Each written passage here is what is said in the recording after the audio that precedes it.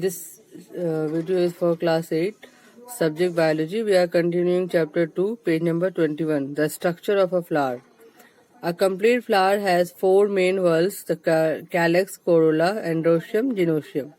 Calyx is the outermost whorl of the flower and consists of sepals. In most cases, the sepals are 5 in number and these are generally green in color and they may be free or united. They perform two main functions. Sepals क्या करता है, ये flower के नीचे होता है और ये फ्लावर को ब्रांच से अटैच करने का काम भी करता है. It has green in colour and this green colour sepals they carry out the photosynthesis. They also protect the inner walls of the flower. माने ये फ्लावर के इनर पार्ट को प्रोटेक्ट करता है.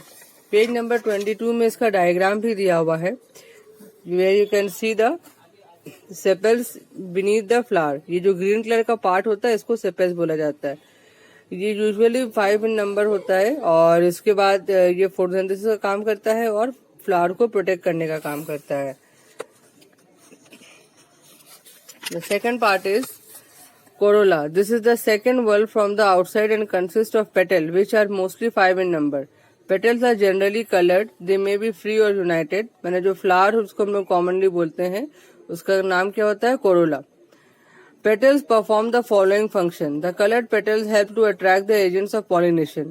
हम लोग क्या जानते हैं पॉलिनेशन के बारे में, कि जैसे कि एक फ्लावर के ऊपर जितना भी स्टिग्मा होता है उसमें पॉलेंस प्रोड्यूस होता है. वो पॉलेंस क्या होता है, वो मेल पार्ट से फीमेल पोर्शन में ट्रांसफर होता है. यहाँ पर देखिए आप लोग, आपके बुक में बना हुआ है, यहाँ पर पेज नंबर 22 में एक डायग्राम है. This is stigma, this is stamen. This is a male reproductive part and female reproductive part.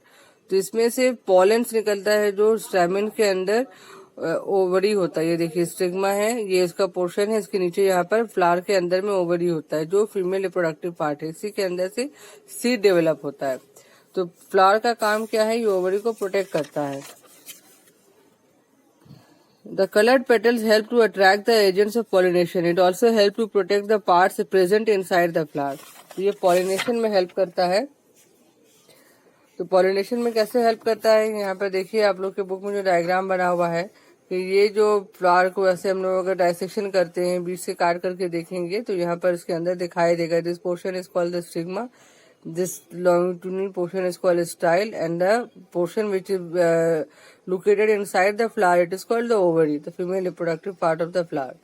यहाँ से स्टिग्मा से पॉलन छोटा छोटा दानेदार स्ट्रक्चर होता है ग्रैन्यूल्स की तरह, जो वो अंदर ओवरी में ट्रांसफर हो जाता है.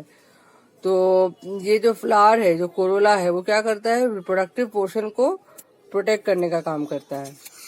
The third part that is androecium. The third whorl और the male part of the flower and consist of the stamen. Each stamen consist of a slender elongated stalk called filament and expanded tip called anther.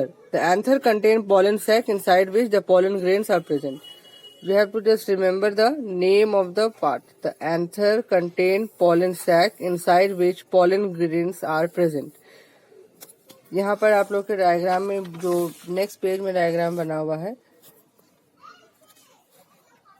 See this diagram, this is the male reproductive part of the flower. यहाँ पर anther लिखा हुआ है ना, कि यहाँ ये जो एंथर है इसी के अंदर pollen grains जो है वो प्रेजेंट होता है. This diagram is given in your book, page number 22.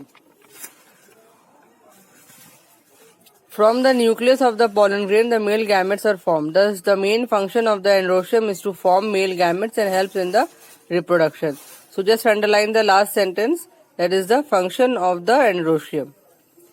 Now, gynoecium, the fourth part. The innermost wall of the female reproductive part of the flower, it is called the pistil and consists of three parts: stigma, style and basal ovary. The ovary contain ovules. इसको underline करना है. The ovary contain ovules. The ovary is the part of the female reproductive part of the flower and it is also known as gynoecium. Inside the ovule, a female gamete called the ova is present. Within this ova is fused with the female gamete from the androecium. Fertilization occur. After fertilization, the ovary become the fruit and the ovule become the seed. तो ये आप लोग के objective में आ सकता है. After fertilization, the ovary become the fruit and the ovule become the seed. जो fruit हम लोग देखते हैं, that is the other form of or the fertilized form of the ovary and the seed has been developed from the ovules. Thus the function of the gynoecium is to bear the female gamete. You have to learn the name of all the parts of the flower, कि कौन से part में androecium के अंदर कितना part होता है, जिनोशियम के अंदर कितना पार्ट होता है. And you have to draw this diagram in your copy. The diagram which is given in the book, page number 22. Now we will continue with the pollination. Pollination is the process of transfer of pollen grain from the anther of the androecium to the stigma of the gynoecium.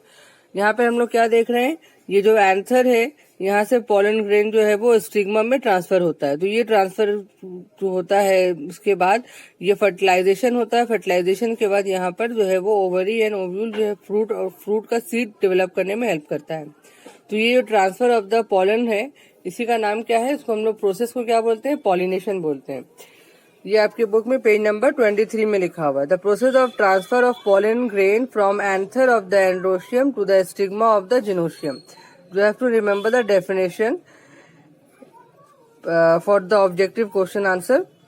It is of two types, self pollination and cross pollination. तो कुछ plant में क्या होता है कि male reproductive part female reproductive part दोनों present होता है. तो ये यहाँ से पॉलन सैक जो है वो सेल्फ फर्टिलाइजेशन के टाइम में यहाँ से पॉलन सैक जो है वो फीमेल रिप्रोडक्टिव पार्ट में चला जाता है. That is called self pollination. And the other process is called cross pollination. जब यही प्रोसेस किसी बर्ड या इंसेक्ट की वजह से होता है. हम लोग कैसे जानते हैं कि बटरफ्लाई जो है, बटरफ्लाई के इंसेक्ट में वो नेक्टर सक करता है फ्लावर से, तो उसमें विंग्स में और उसके लेग्स में जो है वो पॉलन सैक जो है वो स्टिक हो जाता है. और जब वो दूसरे प्लांट के फीमेल रिप्रोडक्टिव पार्ट यानी कि स्टिग्मा में जाके बैठता है तो वो स्टिग्मा में वहां का पॉलन एक प्लांट का दूसरे प्लांट में पॉलन ट्रांसफर कर देता है. That's its called cross pollination. तो यहाँ पे हम लोग पढ़ेंगे पहला self pollination. Autogamy is the process of, it could be autogamy और गेटोनोगैमी. अब इसमें भी दो टाइप होता है. Autogamy is the process of transfer of pollen grain from anther to the stigma of the same flower. अगर एक ही फ्लावर के अंदर इसके मेल पार्ट से फीमेल पार्ट में पॉलन ट्रांसफर होता है, that is called autogamy. Now geitonogamy क्या है, it is the process of transfer of the pollen grain from anther of the one flower to the stigma of another flower of the same plant. एक ही plant के एक flower से दूसरे flower में अगर पॉलन ट्रांसफर होता है, that is called geitonogamy. Cross pollination का पार्ट जो है वो हम लोग ओमिट कर देंगे. बहुत बड़ा चैप्टर है इसलिए कुछ पोर्शन बताए थे कि ओमिट कर रहे हैं. Now the agents of pollination, ये जो भी हम लोग पढ़े कि सेल्फ पॉलिनेशन और क्रॉस पॉलिनेशन होता है तो वो किसकी मदद से होता है. द पॉलिनेशन में be group as abiotic and biotic. Abiotic agents are include the wind and the water. The biotic agents are bees, birds, bats, elephant etcetera. The pollination by insect, तो ये पॉलन ग्रेन जो transfer हो रहा है या pollen sac transfer हो रहा है एंथर से स्टिग्मा में, तो ये इंसेक्ट की वजह से होता है. तो इसको क्या बोलते हैं, देखिए, when pollination is brought about by the insect called like bees, वैस, butterfly, it is known as entomophily or insect pollination. Insect pollinated flowers have the following characteristics. They are large, colorful, so that they can attract the insect. They produce scent and nectar to attract the pollinating agent. The pollen grains are sticky so that they can be easily attached to the body of the insect. The stigma is sticky so that it can receive the pollen grain, and if the flowers are small, they form the cluster to attract the insect. So you just have to remember the 3 points. Point number 1, 2 and 3. Insect pollination किसको बोला जाता है, उसका example, ये pollination किस तरह के flower में देखा जाता है. Next is pollination by bird. The pollination done by the birds is called ornithophily. To attract the birds, the flowers have the following characteristics. The flowers are large in size and they do not produce any scent. So ये उस तरह के flower में होगा जिसमें Saint या smell नहीं होता है. तो यहाँ पर क्या हो रहा है, बर्ड्स जो है वो जो फ्लावर के ऊपर फ्लावर के एक फ्लावर के एंथर से पॉलन को दूसरे फ्लावर के स्टिग्मा में ट्रांसफर करती है, तो वो बर्ड के थ्रू होता है, इसलिए उसका प्रोसेस का पूरा नाम क्या है, ऑर्निथोफिली. और उसमें ये किस तरह के फ्लावर में होगा, जो साइज में बड़ा होता है, which are large in size and they do not produce any kind of scent. The flowers are brightly colored to attract the birds, and the floral parts are very strong because the birds will sit on the flower, so the floral parts are very strong. They secrete a lot of nectar. So they contain a lot of juice. So in which kind of flower we see the ornithophily? Bignonia, Canna, Bombyx, Salvia. So these are the name of the flower. Just remember the name of the flower where insect pollination is done. Now pollination by wind. The pollination of flowers by wind is called anemophily. They have the following characteristics. Flowers are inconspicuous and small. They do not produce nectar or scent. They are not brightly colored. And the pollen grains are light, dry and produced in large amounts so that they can be carried easily by the wind. मैंने सिर्फ by blowing of the strong wind, the pollen can be transferred from anther of the one flower to the stigma of the another flower. So that is called pollination by wind, and this process is known as anemophily. It is visible in plants like maize, grasses and amaranthus. So just remember the two example. तो आप लोग को किस तरह के flower में होता है उस फ्लावर का तीन कैरेक्टरिस्टिक याद करना है और फ्लावर का नाम याद करना है. Now, we are omitting the fourth portion, that is pollination by water. Now, we will move to the advantage of self-pollination, page number 25. Self pollination जब होता है, जब एक ही प्लांट के अंदर एक फ्लावर से दूसरे फ्लावर में पॉलिनेशन ट्रांसफर होता है, या एक ही फ्लावर के अंदर मेल रिप्रोडक्टिव ऑर्गन से फीमेल रिप्रोडक्टिव ऑर्गन में पॉलन ट्रांसफर होता है, तो उसका एडवांटेज क्या है? This process is economical, no wastage of pollen grain, purity of the race is maintain, a particular type of plant will be available and there will be no wastage of pollen grain. जितना ज्यादा pollen grain जो है वो fertilise होगा, वो उतना ही ज्यादा amount में फ्रूट प्रोड्यूस कर सकेगा. Now what are the disadvantages? No new varieties are produced. We will get the same plant in generation after generation. We will get the same plant. Self-pollination for continuous generations results in the weaker offspring. क्या होगा कि बहुत generation के बाद जो है वो plant का quality जो है वो अपने आप खराब हो जाता है. Decrease in the ability to resist disease. Advantage of cross pollination. अगर cross pollination होता है तो क्या होगा? New varieties are produced. The offsprings are mostly healthy, and new kinds of vegetables and fruits can be produced. So this is the advantage of cross pollination.